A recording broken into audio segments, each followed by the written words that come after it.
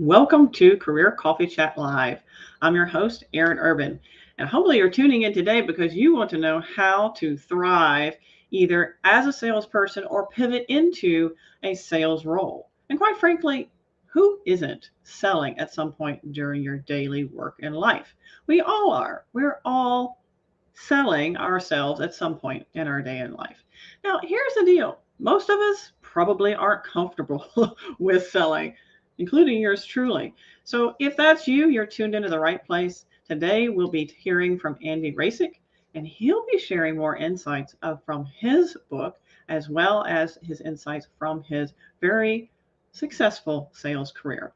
Now, what are we talking about today? Well, not only should we learn how to pivot with purpose and thrive in a sales career, it's also important that we understand how to make sales not so scary or something that's really not. So, Andy Racic will be discussing his book, Your Definitive Sales Career Guide, and how to share how to win at sales or make a successful career pivot into sales role. And even if that's something you're not interested in doing, how you can adopt certain techniques in your life and your work to help you thrive as a professional. Now, a little bit about Andy. He has 10 years of professional selling experience, including 4 years as a headhunter. He co-authored the book, Your Definitive Sales Career Guide, and is currently the Senior Director of Enterprise Sales at Seismic. Now, as you tune into the live show, please say hi. We want to welcome you, say your name, say where you're from, and don't be shy. Add your questions in the comments, whether you're watching now or the replay. So I want to welcome Andy to the show. Andy, it's great to see you today. Thank you for hopping in and sharing your insights. My absolute pleasure. Thanks, Erin. Yeah. So tell me a little bit, obviously you've been in sales career for a little while now, and you do great at it. But what got you into it? What was it kind of organic? Oh, you just happened into it? Yeah. Yeah. Yeah. So the short story or the summary, I studied physics for the most part in college. So very, very non-business Yeah, sales, that's very technical. non-sales at all. All right. And I was in a kind of corporate training role in a very large organization for about 3 years, and I got access to a bunch of different departments. And I realized over time that the salespeople, regardless of their tenure, regardless of their title, they were the people that were getting stuff done. They were kind of the agents of change in the organization. And the rest of us were kind of just fulfilling what they needed to be done in some form or fashion. If you were marketing or operations or finance. And, I've got friends and stakeholders in all of those different teams. I understand their importance. I'm not trying to take away from them, but I realized how important sales is to a company. And then, I was kind of looking for a career change around that point, not really in love with what I was doing. And my co-author of the book, oddly enough, I'd known him for a couple of years, and he was like, you should get into sales. You've been telling me that for years and years. So I finally heard him out and actually really listened to understand what sales is. And I was like, oh, that actually sounds pretty interesting. So I took the leap, a little around 10 years ago, and been mostly loving it ever since. Awesome. Yeah, Matthew just chimed in. Great to see you, Matthew. He said, in a job search, you're selling yourself to an employer. Yes, you are. Absolutely. And in fact, if you're seeking a promotion, if you are looking at making a pivot in your career, if you are, here's the interesting thing. We were talking a little bit before the show about how one of my clients yesterday, he was talking about his wife. He goes, I don't want to talk up turn, obviously, because I'm a guy, but it seems like women really struggle with selling themselves. And I want to say a lot of people do, and yes, women definitely do struggle in this area. And it's really interesting because research has shown that if there's a position and like to say, I want it, women are more likely to put their friend up for that role, even though it's something they want to do. So it's very fascinating because we're nurturers and we tend to take the back seat a little bit. I want to say good morning to Cornisha, tuning in from the Woodlands. Always great to see you. So again, don't be shy as we have this conversation. Pop in the chat your questions. What do you want to know about how to thrive either in sales or leverage sales techniques? Because for you, Andy, that's helped you a lot. So you loved it. What aspects do you love the most about sales?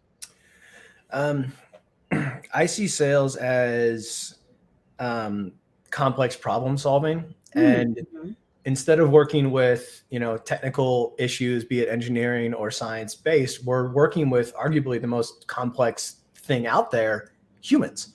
Because I mean, humans are endlessly fascinating. We all have our own backgrounds and quirks and eccentricities and drivers and levers and all that kind of fun stuff. So trying to figure out how to get something done effectively with a human or a group of humans, whatever kind of group you're working with whenever you're selling, it's endlessly fascinating, and sometimes very frustrating, but it's fun and it's challenging. That's what I like about it so much. Yeah, that's interesting you mentioned that, because there are some people, to be fair, that just don't thrive in that, in-person interaction.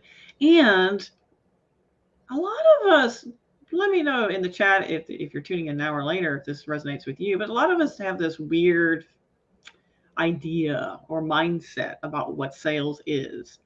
And oftentimes that stands directly in the way of us actually being successful in sales. Would you agree? Oh, absolutely.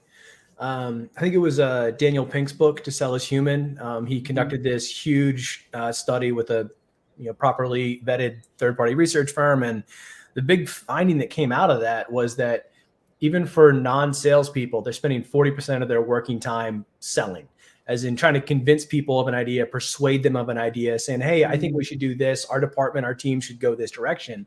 And granted, that's not sign on the dotted line, give me money, I'll give you something in exchange, but it's still the same kind of thing. So whether or not you're actually in sales or not, you're probably or almost certainly doing some sort of sales or sales related activity regardless. So, why not at least spend the time to get good at the skills, whether or not that's your actual direct job. Oh, that's perfect. And that's a great way of putting it. I see sales, if you will, as more of influencing an outcome, right? You're influencing outcome, whatever that is, whether it's a decision, whether that is a change you want to affect, whether that is a direction you want to take, or like you said, the more transactional method. It's all, in a way, you're influencing a decision, and whenever you're influencing a decision, you're leveraging much the same skills. What's your credibility, what's your relationship, all the human complexities that go into that. So, Andy, I'm sure do you share any of this in your book? Give me if you don't mind, just a kind of like an overview of your book and who is it ideal for? Yeah, absolutely. So a couple of years ago, wrote and published a book, and it's really addressing what sales is and what sales isn't. So we do a bit of myth busting there, Right. because to your point, there are a ton of preconceived notions, and we've probably all had bad experiences with bad salespeople, unfortunately.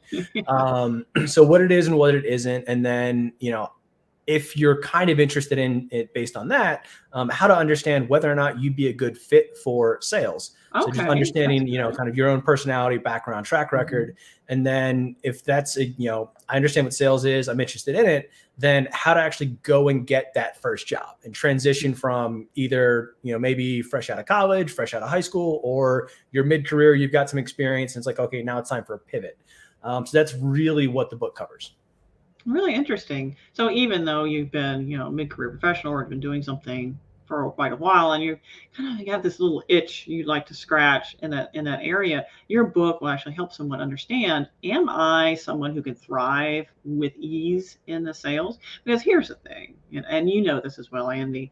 For any of you tuning in now or later, we can all thrive as long as we're within our strength zones. We can do whatever we want. Okay. You're capable. Your capabilities have nothing to do with your work style per se. I mean, you can be very capable in an area you absolutely hate to do.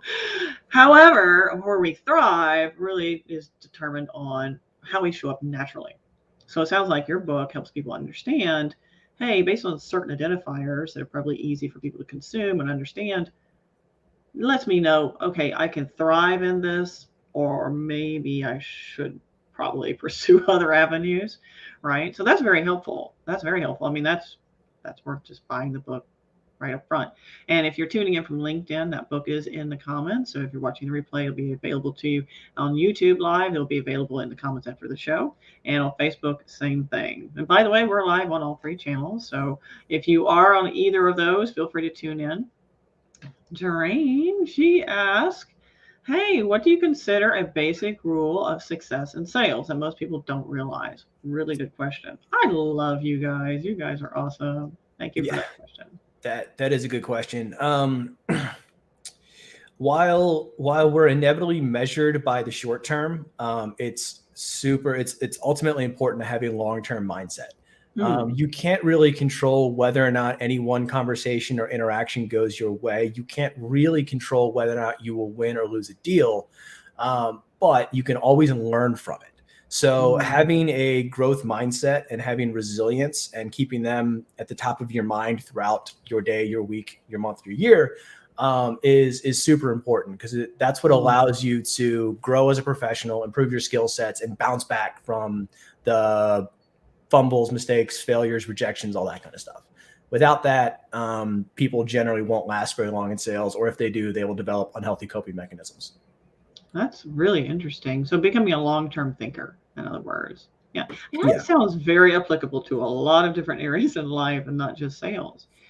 I can imagine if you are so intently focused on a one instance or one circumstance, or that would be constantly unrewarding, perhaps. And then the occasional reward, and you're super related. So it's this emotional cycle. So in order to when you keep that long vision, correct me if I'm wrong, Andy, but if you keep that longer term vision, then that allows you to stay more even and have the resilience you mentioned, because resilience really about perspective, where your mindset is, right? It's not just pushing through things and having true grit. That's not what resilience is at all. So hopefully that helped you, Jermaine, because that's a really interesting concept. So what would be, just one tip if you could give someone to start to develop become more of a long-term thinker versus a short-term thinker, or how they can recognize if they are a short-term thinker in the first place? Yeah, that's probably a good tip for, or a good question for therapists and whatnot, but I'll give it a shot there. I mean, the recognized piece is just understanding how much any one specific thing will throw off your day, or even improve your day, right? Like if you get the email you've been hoping for, and it just crushes or absolutely sends you to the moon, it's like, I mean, obviously be human, feel it in the moment. Don't ignore it. Don't become numb. Don't become a robot. But at the same time, like, any one thing is unlikely to make or break. And I mean, getting outside of the sales role for a little bit, I mean, most of us, if you've been alive long enough, you've probably experienced some tragic things in your life. And like at the time, it feels like your entire life is just totally over. Years later, you realize, yeah, that was horrible, but that's not the end. Nothing is ever the end. So just having that mindset of, yep, this is tough. Let me sit with it. Let me not ignore it. And then moving past it and understanding that eventually you will move past it. Now, it's really interesting because I was watching just one of those random scrolls on YouTube. Okay. I was watching a Buddhist monk talk about that I guess it's emotional evenness. He called it something specific, and pardon me, I can't remember exactly what it's called, but he's very even with emotions. So you don't neither up nor down. You're very stable with those emotions. And from the Buddhist monk perspective, what is that, and what does that mean? Well, it's either you don't invest energy in becoming deeply sad or deeply elated. You really focus on more of an even emotional state, and that gives you more resilience, and also you're more calm, right? You have a calmer state of mind. So it's almost like not investing that much energy in that immediate transactional moment, and rather looking at more long term. And if any of you practice yoga, you may have heard your yoga instructor say this. I know mine has in the past. Don't be so focused on the outcomes of your practice today.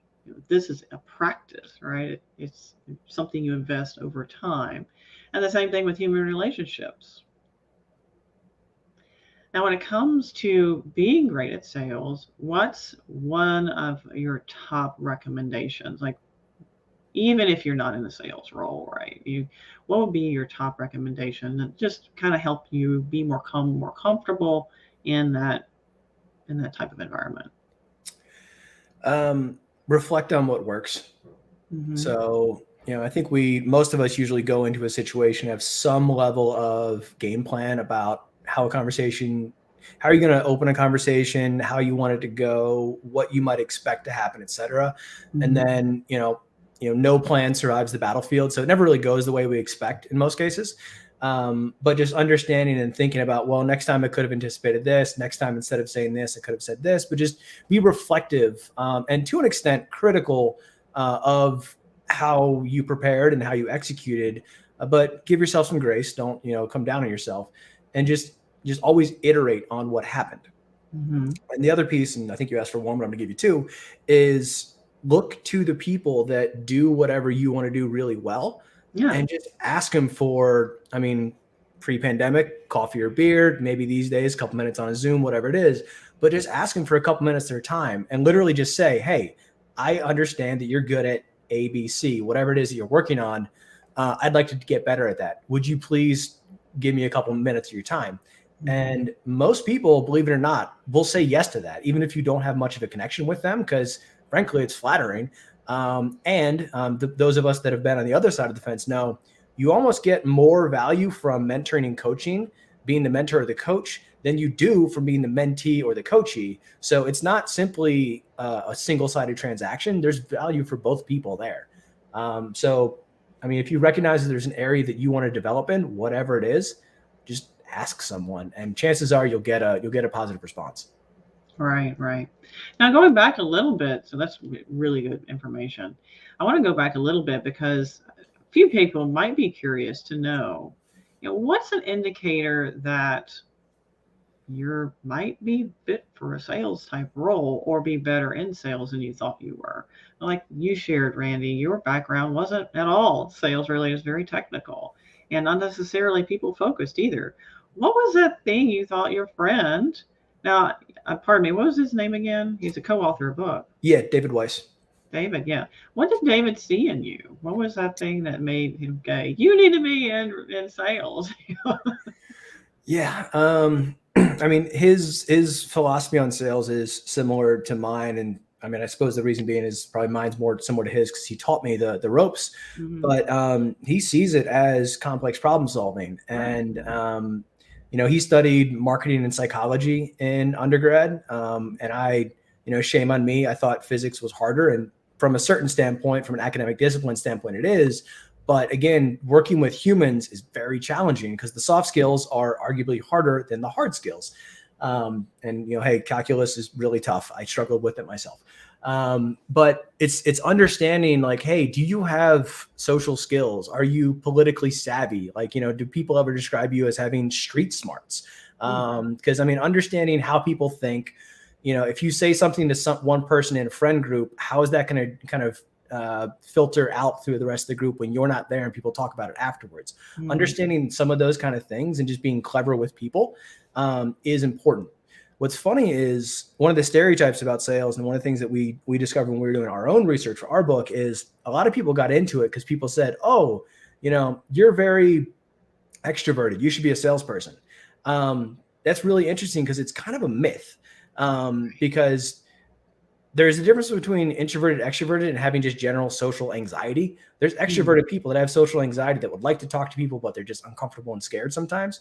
But I'm getting kind of rabbit hole here. But the point is that I'm trying to get to is it doesn't really matter too much if you're extroverted or introverted. People can be very good at both.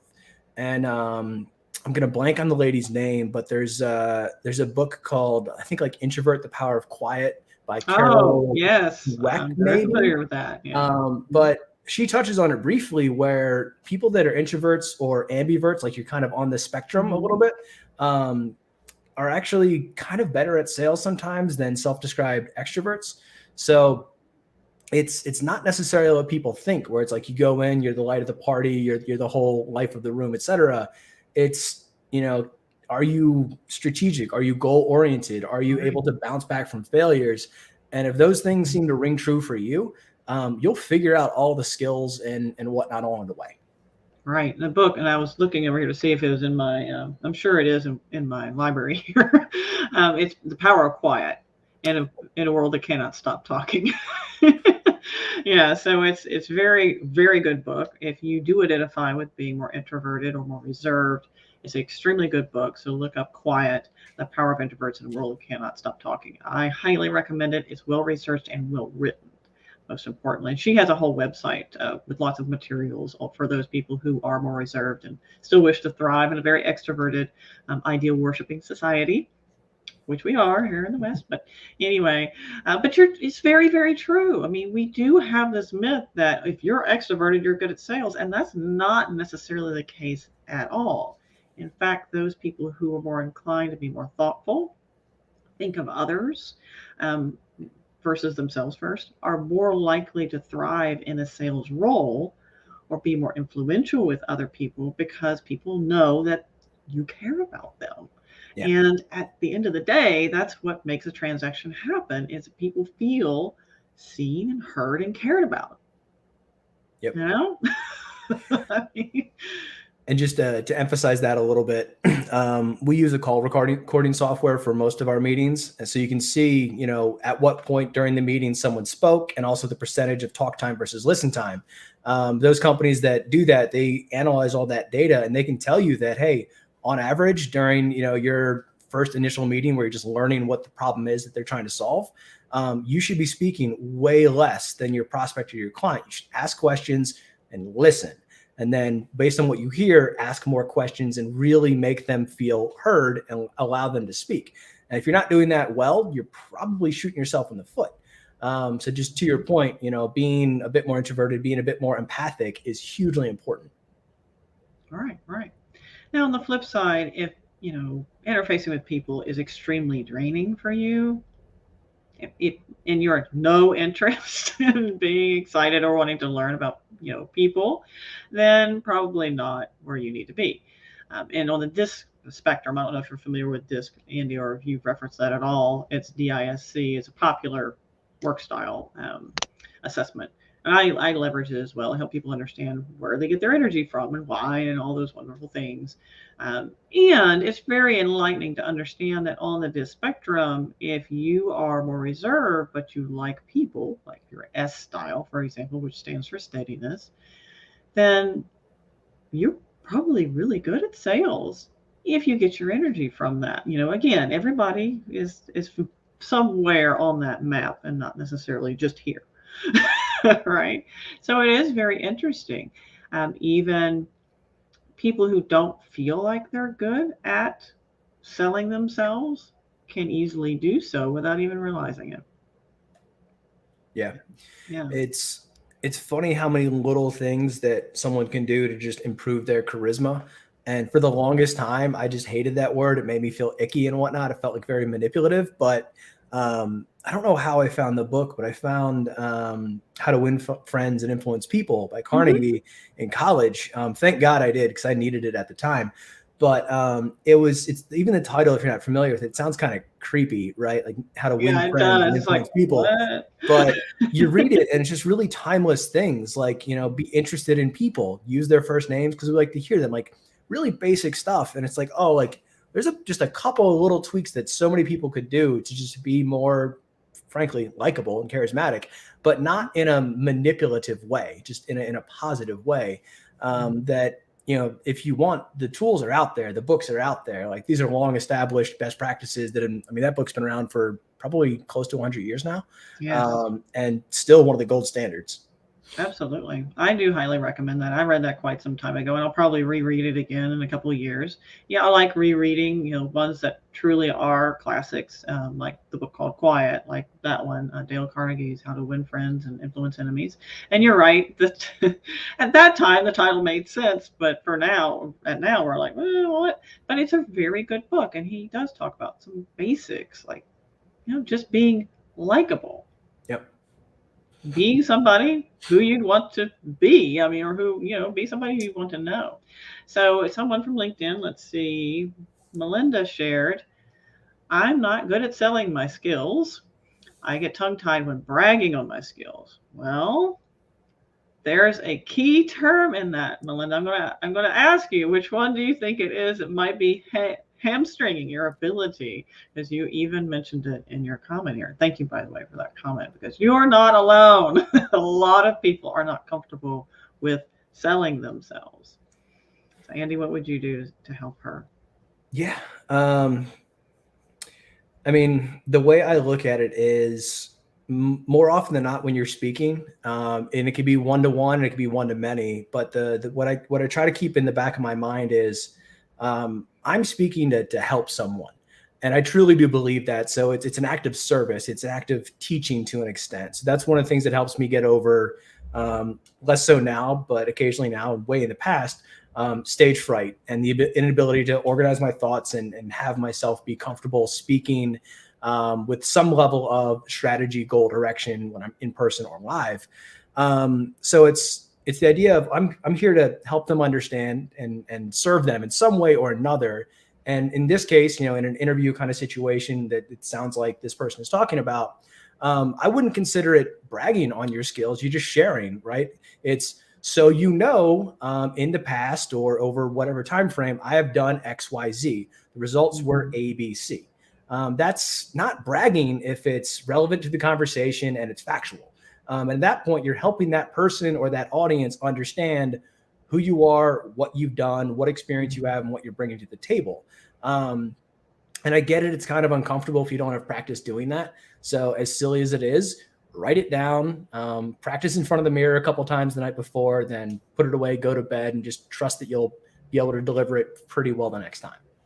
Absolutely. And when it comes to anyone, female or not, no matter where you gender identify, when we are positioning ourselves and sharing our goals and sharing our wins, and again, you notice I have not used the word bragging because it's quite simply not bragging. Bragging is when you overstate facts and you extrapolate and you overemphasize, and chances are that's probably not what you're doing. You're simply sharing absolute facts. When it comes to performance review time, for example, I highly recommend people make a list of throughout the year. Actually, don't just wait. Do it in a timely fashion. Put a note on your calendars to remind you every quarter to put together your list of kudos, wins, what you're proud of to have accomplished. So you have that list compiled. So during performance review time or when you do have your one-on-ones, you can mention that. I would like to share my wins. Or ask, do you mind if I share my wins? So chances are they'll be like, sure. Or I'd like to discuss my wins. However you want to share that, it's just you're sharing factual information. And important to note, the impact of what you've done is also important when it comes to any sort of professional advancement. Now, another thing that we don't do, and Andy, you may have some really great insights on this as well. We don't talk about our goals. We don't. We think we're going to work really hard and they just know. Now, Andy, you've moved up within the sales ranks. Chances are that's not just because you worked really hard and hope people would notice. So what are some tips that you have for someone who wants to move up within their professional career? Yeah. First and foremost is figure out what your why is. I know that's kind of a cliche phrase these days, but it's super important. If you don't understand why you're working as hard as you are and why you're stressing about this kind of stuff, you probably won't really be able to set good goals that are like in line with your integrity and kind of who you want to be. So spend the time to do that and maybe bounce some of those ideas off of, people in your close circle, friends, family, whoever it is that you work with. So figure that out. And then the rest of it should be relatively clear from there. Cause I mean, it's really easy to set a bunch of goals like, hey, I'd like to lose 20 pounds cause it's been COVID. It's like that's very easy to say. But unless I really care about that outcome, besides, the obvious piece of it, I'm not going to commit to the work of doing it. So the piece is understand what you really want and why. The goals should then flow from there. And as part of that, you need to understand, okay, well, what do I need to change day to day about my activity, my behavior, et cetera, to achieve them? And then before you really commit to that goal, commit to the work of that goal. Ideally, also have a chance to consult with someone that's done something similar, because until you've actually done it, you may not know the full scope of work involved and how challenging or not challenging that really is. But figure out the why piece first, figure out the work involved in the goals, then commit to the goal. Certain people have more success when they socialize their goals. I honestly am not one of those people. I figure out what I need to do, and then I go work towards it kind of quietly in the background. But for some people, that helps a lot. So maybe that's something to consider too. Well, that's interesting. So it sounds like you're self-motivated versus, support motivated. Because different people are just different. Some people prefer to have that accountability and have the support. They're support motivated. Some people are individually motivated or very self-driven. And just knowing which one you are will help you identify, okay, which strategy should I take? I'm very self-motivated. I don't really need a crowd of people going around, oh, go ahead, Aaron. I tend to be a little too self-motivated sometimes, which can be good and bad. And it's also important just to let those people who are stakeholders in your career trajectory, once you know your why, let them know what those goals are. Now, again, probably don't just say, I want to be in your shoes in 5 years. That's probably not the way forward. And, just communicating, I'd really like to lead a sales team, or I'd really like to focus on this type of client, or I would love to make this value for my company. That's where the rubber really meets the road. If you can articulate a business case, the value you plan on bringing to the organization, that's when change happens. And sometimes they'll make a role for you if you can effectively articulate that. Now, that worked for me, it's worked for my clients as well. Yeah, absolutely. And just to piggyback on one point there, I forget which Brene Brown book it was, but one of the points that she made is similar to you, Aaron. She's very self-motivated, and she'll occasionally bite off more than she can chew. So the value that she gets from sharing kind of her goals and plans with her team is they'll tell her to trim it down. So if you're the kind of person that finds yourself, overcommitting yourself and stretching yourself thin, there's value in sharing that kind of stuff, even if you don't need help from the motivation accountability standpoint. Like, some people are just going to look out for your mental and emotional well-being because, there's only so much that we can accomplish in a given time frame as well. Yes, that's very valuable information. If you can create kind of your support network or your allies, and then have them, either help you not overcommit or help you to commit, whichever type of personality you are, that's very, very valuable. So, any other information you want to share as far as pivoting successfully into a sales role or thriving in a role that would help those people tuning in now or later? Yeah. So as far as pivoting goes, there's a couple just blanket pieces of advice I give. One, try and draw from whatever experience you have. So for instance, let's say you're a nurse and you're like, you know what, hey, I'm tired of being a nurse. I still need a job that pays pretty well, but I can't do this work anymore. There's a ton of jobs in pharma and med device sales, and I'm sure plenty of softwares that sell to companies, hospital systems, et cetera, where nurses are end users of the product. So having some level of subject matter expertise and saying, hey, I was in this job or something very similar to it a year ago, 2 years ago. You can listen to me. I've got credibility. I understand why this solves your problem. That kind of thing helps a lot for a pivot, because you've got a ton of subject matter expertise that someone that's just a traditional salesperson that knows how to sell, how to learn, how to get the other stuff done. They don't have that. So that's a huge edge right there. And that'll help you get in the door of a sales job. The other piece is try and find, if at all possible, companies within industries that are in hyper growth mode.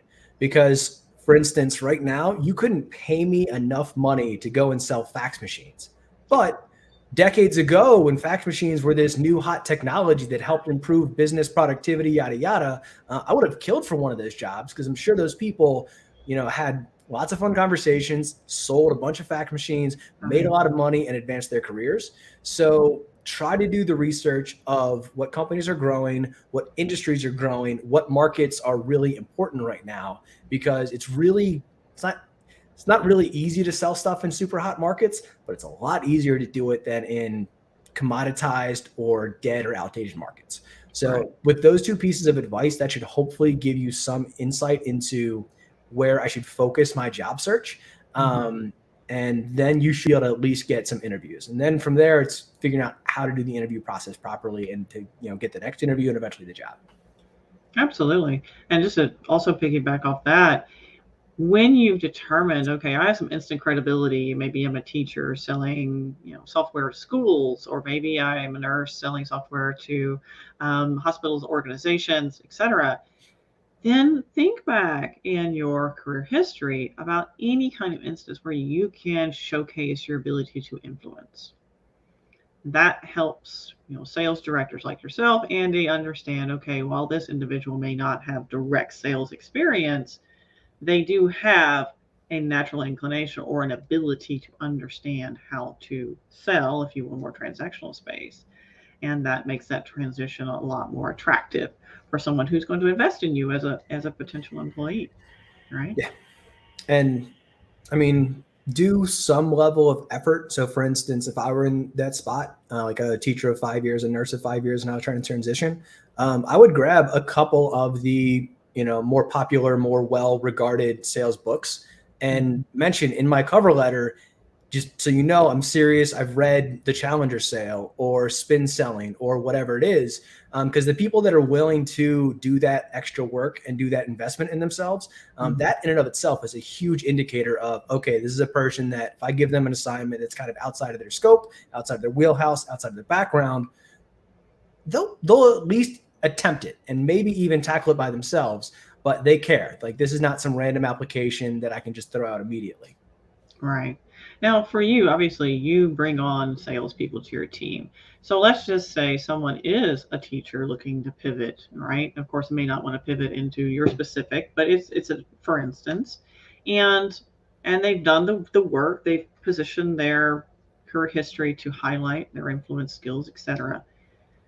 What else? What other markers would you look at, or would you say are important for this individual to make a better impression with you as their potential new boss? So just a quick clarification. Despite my title, I am an individual contributor these days. My last role, I was a hiring manager. But anyway, yeah. So the things to look at, if you kind of throw someone a curveball, how do they respond to it? Do they get obviously flustered? Do they try and make something up because they're scared that they don't have the right answer? Or are they, they have some level of self-confidence knowing that, hey, I'm not supposed to know all the answers and it's okay if I don't know all the answers. So it's like, hey, good question. I don't know. I'll write that down and get that back to you.